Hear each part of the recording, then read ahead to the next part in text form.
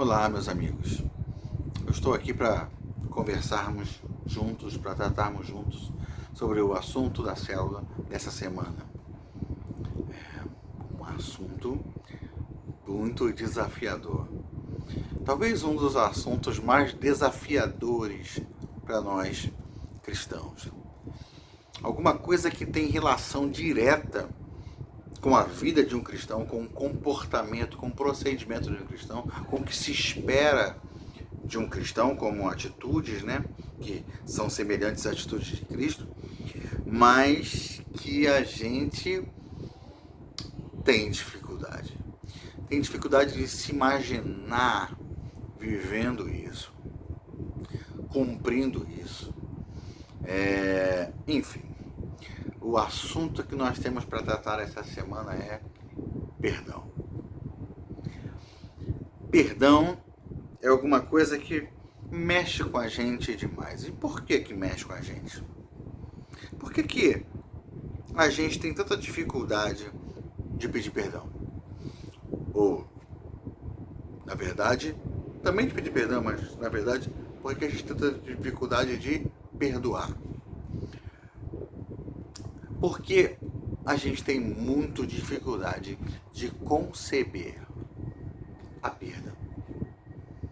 A gente tem muita dificuldade de aceitar, de absorver a ideia da perda. A gente não é preparado para perder.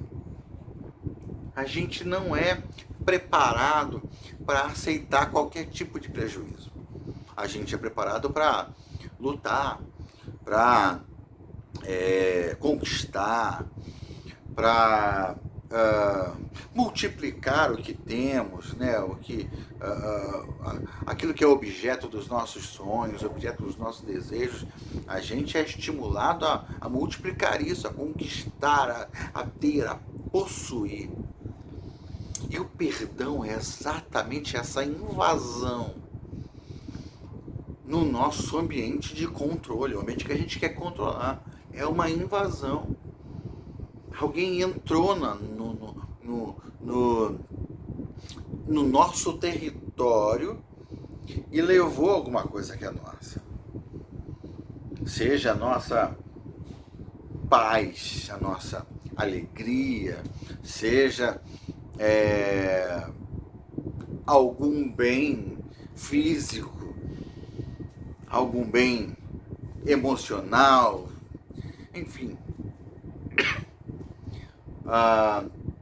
Alguém entrou nesse território que a gente comanda, que a gente governa, e tocou em áreas que não poderiam tocar.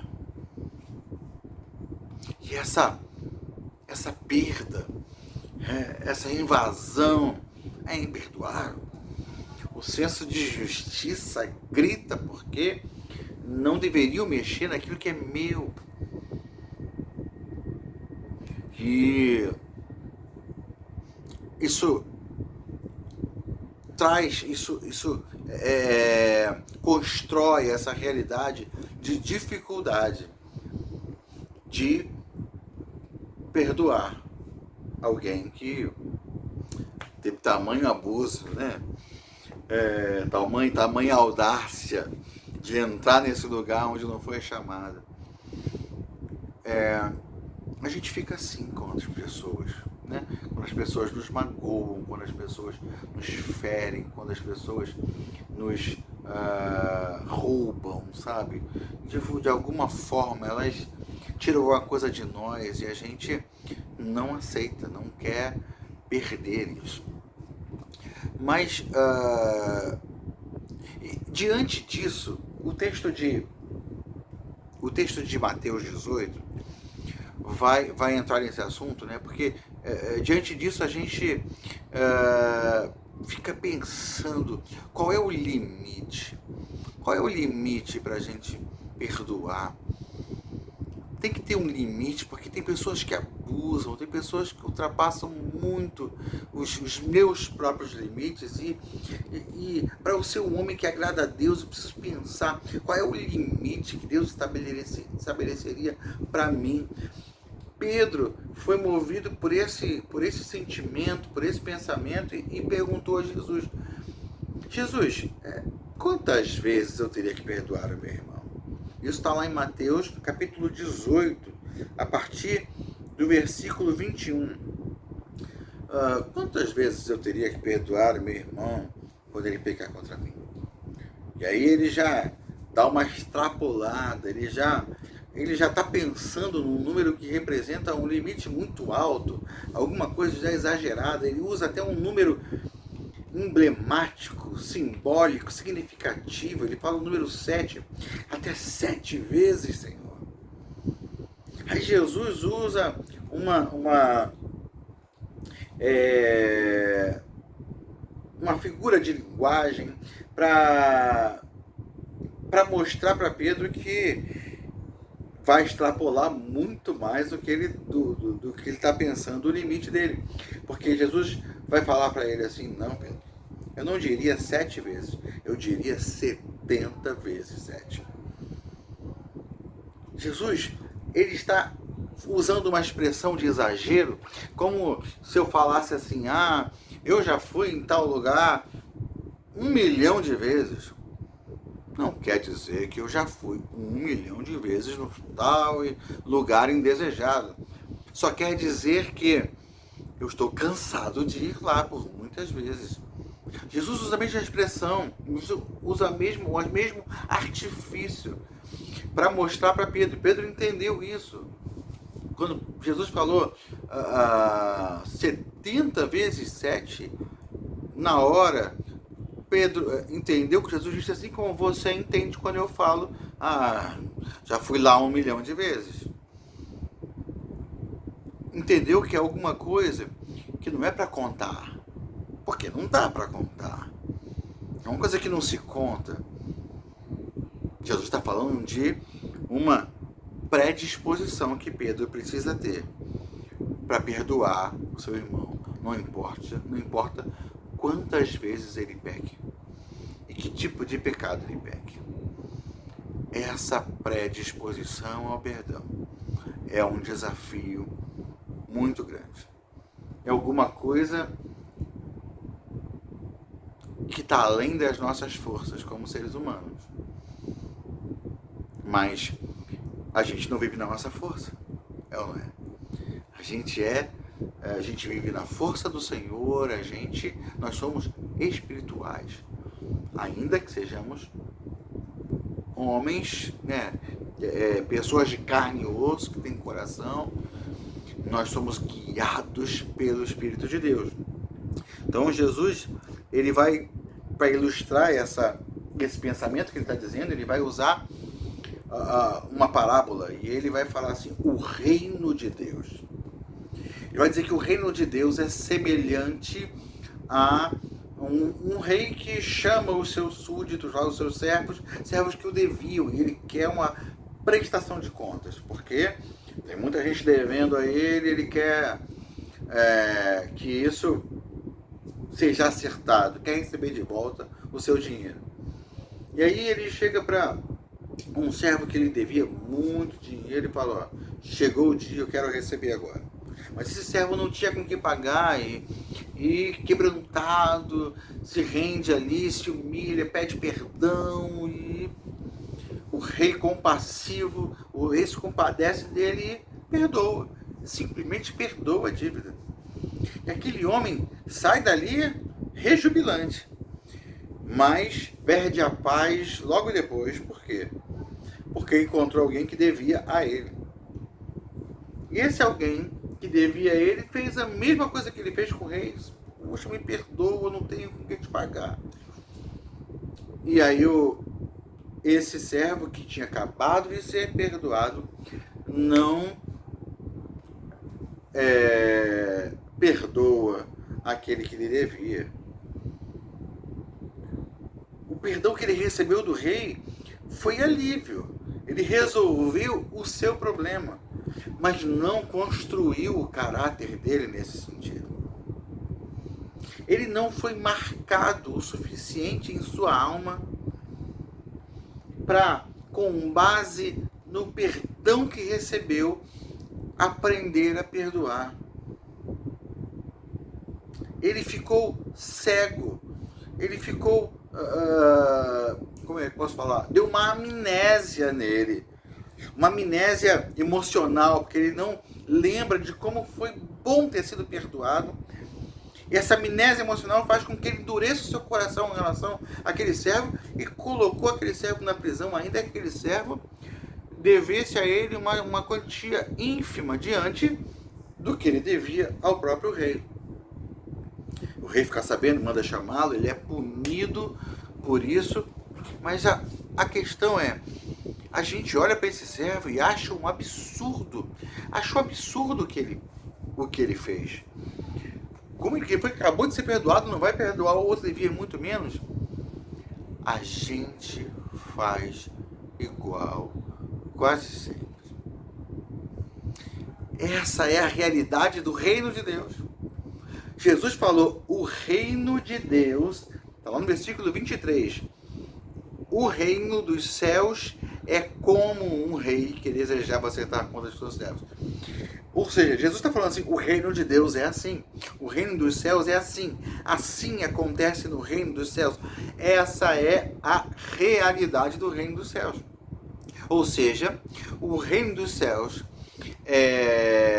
vivencia a experiência de pessoas que não mergulham nessa graça. Elas usam Deus, abusam de Deus,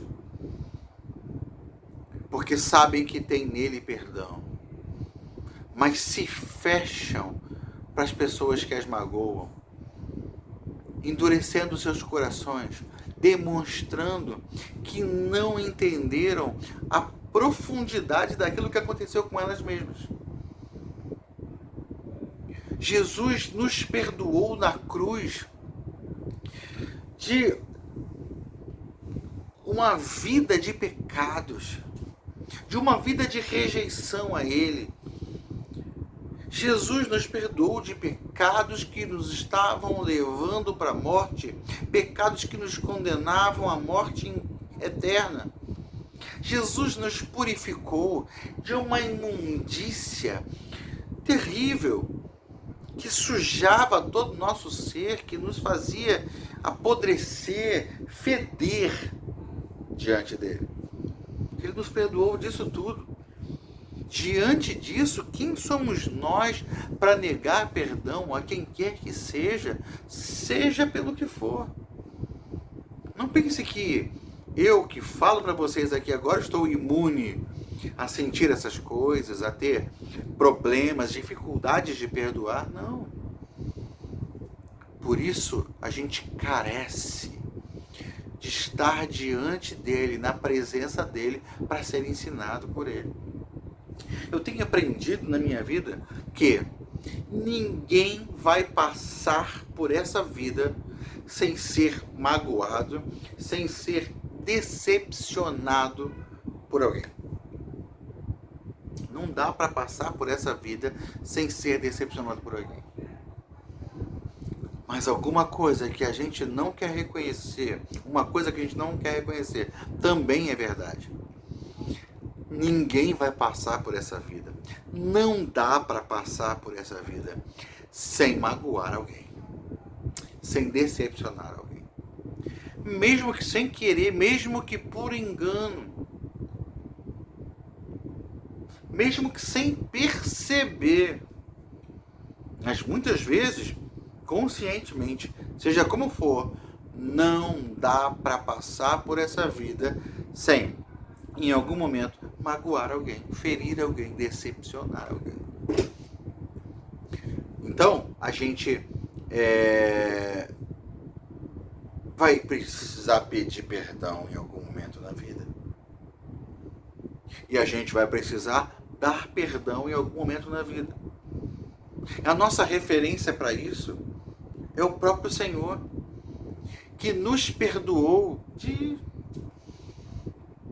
erros imperdoáveis. Se eu fui alvo desse perdão, eu não posso negar perdão para ninguém.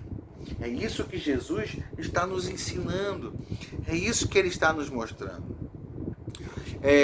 Quando a gente vai falar com alguém que está muito magoado, a gente vai conversando com essa pessoa, porque não quer ser agressivo, e a gente vai falando com essa pessoa, olha, perdoa, é o melhor para você, inclusive, é o melhor para o seu coração. Não é bom você cultivar essas coisas na alma, no coração. Aí a gente usa o argumento lá das doenças psicossomáticas, né? Aí conta a experiência de pessoas que aquela mágoa se transformou num câncer, e a gente conta toda essa história, e toda essa história que a gente conta para tentar convencer aquela pessoa que o melhor é que ela perdoe aquele que a ofendeu, faz com que o perdão pareça alguma coisa que é opcional, né? Que você pode escolher fazer, né? E aí isso eleva você à posição de alguém superior, e esse discurso muitas vezes coloca você numa condição superior àquele que te ofendeu, como se você tivesse efetivamente o poder de liberá-lo ou não. E aí você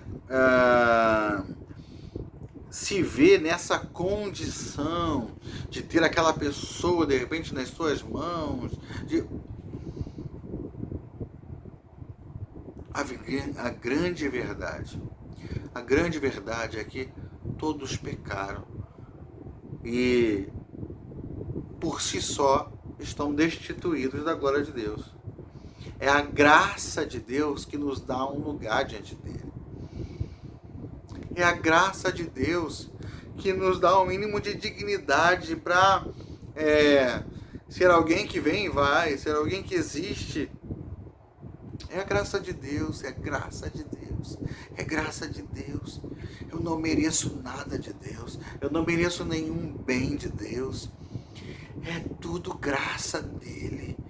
E quando eu vejo isso, quando eu percebo isso, quando eu percebo o lamaçal de onde eu fui tirado, quando eu percebo, sabe, o quanto ele me perdoou,